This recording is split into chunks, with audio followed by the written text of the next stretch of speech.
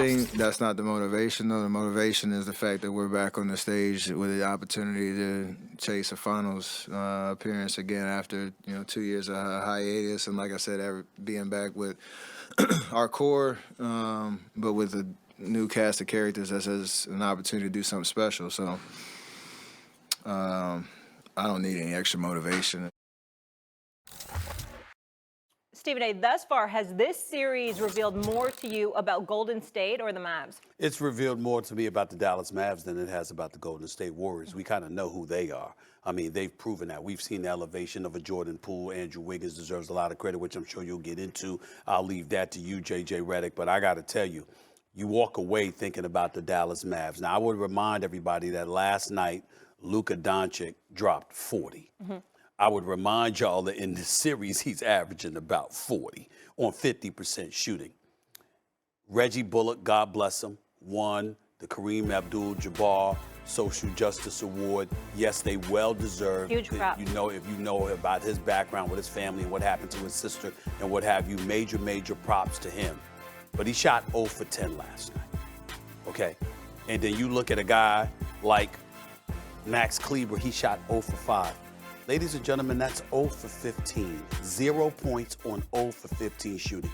What the hell is Luka Doncic supposed to do when your supporting cast shows up and virtually gives you nothing? And we're not talking about Jalen Brunson because he shows up and he gives you what he's got. Mad respect to him. Spencer Dinwiddie has shown up over the last couple of games, and he's giving you something as well. But you can't have two guys that are getting a chunk of minutes. In Reggie Bullock's case, he played 39 minutes and 58 seconds last night. That's 40 minutes. You got Kleber that played 24 minutes and 41 seconds. 0 for 15 shooting. Mm-hmm. That's really what, to me, has been exposed about the Dallas Mavericks. When their supporting cast shows up, usually in Dallas, them brothers will run you out of the building. They can beat anybody, as they showed the Phoenix Suns on the road in Game 7 when they were up by as many as 46.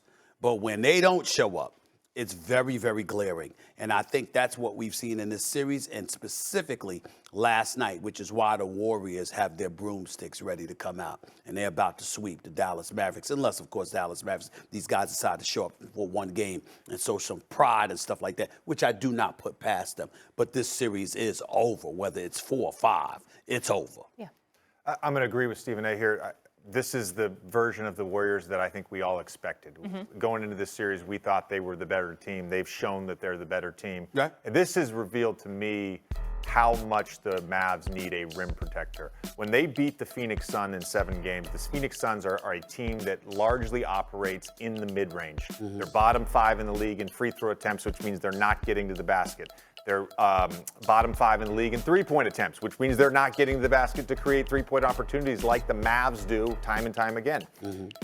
Right now, the Warriors are averaging 50 points a game in the paint. 50 points a game in the paint. That'd be the most in any series under Steve Kerr. Time and time again, Steph Curry breaking somebody down off the dribble, layup. Time and time again, somebody breaking down Luka off the dribble, layup. They need a rim protector, and I don't know who the answer to that is. The other question that I have going forward about the Mavericks, if you decide to pay Jalen Brunson what he deserves, which is $20+ million a year on his new contract, if you decide to do that, you are by and large bringing back this same core group. And I don't know going forward if this group has the answer to that rim protector question. Well, I would say this to you, not that they qualify in terms of what you're talking about as it pertains to rim protection, but the Phoenix Suns did go out and get Biyombo and JaVale McGee. And so if you're the Dallas Mavericks, you need a sizable body, a tall body that obviously, like you said, can rim protect. I don't think that's that difficult to acquire if you're not requiring anything else from them. See, if you're looking at a guy like a Clint Capella and others, that's a different animal. Right, a Clint Capella, a Rudy Gobert, somebody like that, yes. When you give somebody like that who can do more than just rim protect, they can snatch 15 rebounds a game. They can block 3 shots a game. They definitely are formidable consistently on the front court. We get that. That's a different level, and then you can't go out and find that. But can you go out and find a big, active body that can give you some level of resistance at a cheap price? I think that's something that you can pull off if you're the Dallas Mavericks. I just don't think it's something you prioritize because you didn't recognize that it would be such a glaring weakness. For example, when you talk about the Golden State Warriors, yes, they shoot the ball, even though I think they can shoot the ball considerably better than they've been shooting over the last 4 or 5 games. They can shoot the basketball. We know what they bring to the table. But as Barkley and Shaq and those guys astutely pointed out, on far too many occasions, we see people jacking up threes. These guys will take it to the basket.